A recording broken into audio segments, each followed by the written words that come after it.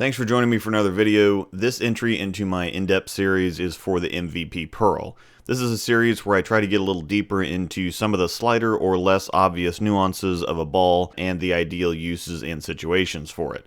The MVP Pearl is of course the Pearl version of the original, which was a hybrid. Both are shiny balls and both are very familiar to one another. You could also say similar, but once again, similar motions on a house shot doesn't quite mean the applications for each ball is similar. The Neutron NXT core is based on the core from the Wrecker series, and while the RG is the same at 255, the differential is slightly lower at 040 as opposed to 042. This still creates that heavy roll that the Wrecker, Wreck-It, and Wreck-'em were known for, and the VTC-19 cover bumps the overall hook potential up a bit while still being very clean down the lane. While you'd expect the MVP to possibly be like the Wrecker and the MVP Pearl to be more like the Wreck-'em, whatever Roto did with the 2019 versions of a few of their cover stocks made them all quite a bit stronger, and with as clean as VTC is, the roll of the MVP feels like the Wrecker, but the on-lane shape is a fair bit different.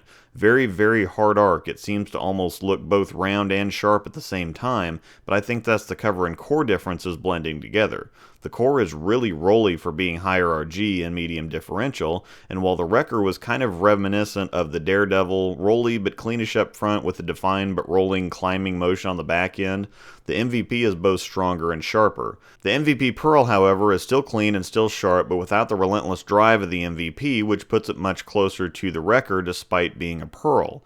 It's got the clean and strong but rolling climbing finish like the Wrecker. I feel like it's a couple boards stronger than the Wrecker, but everything is getting a little stronger, so it fits the current climate or helps both MVPs fit more solidly between what we have in the HP3 and HP1 lines right now. The MVP Pearl feels like it could be a house shot killer. Due to the strong friction response, the applications could be more limited on tougher shots, but I'll touch on that as well.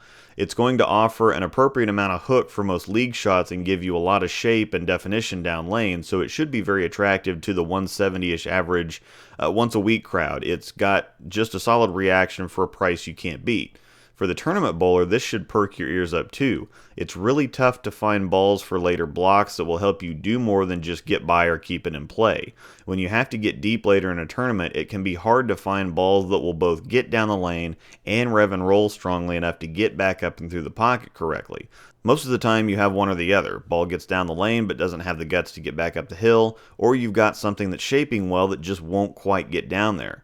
The MVP Pearl has a nice mix of both. It's something that's going to roll heavy, so it's going to stabilize itself, but the super clean cover helps with length. With the higher RG and medium differential, the core isn't exactly revving quickly, but it's slowing down the ball enough to get it through the proper phases of ball motion when you need to get deep. The High Road Pearl is a good burn ball, but it can be too long and soft from steeper angles. The IQ Tour, on the other hand, will roll and rev strongly, but it lacks the differential to help it finish strongly. The MVP Pearl fits nicely in there because it rolls heavy enough to stabilize and the cover's clean enough to get it down the lane, plus there's enough differential and pop to get it back up and through the pins the right way. There are some situations it's definitely not usable in. Heavier oil is going to make it go for days with the shine on it. Sanded it might surprise you though. And it's strong enough that if you've got lighter volumes or dry heads, it's going to dig in quick and get going because of the super quick friction response. Honestly though, I'd let this one be, or if you don't like the factory shine, don't dull it up too much. I've heard from a lot of people who have had success sanding their MVP, and that I'd actually suggest. But the Pearl is balanced a little better, so I'd either leave it shiny or just break the shine with a 4000 pad. Both MVPs are monsters for the line and price, and I think the reaction speaks for itself. Thanks for watching.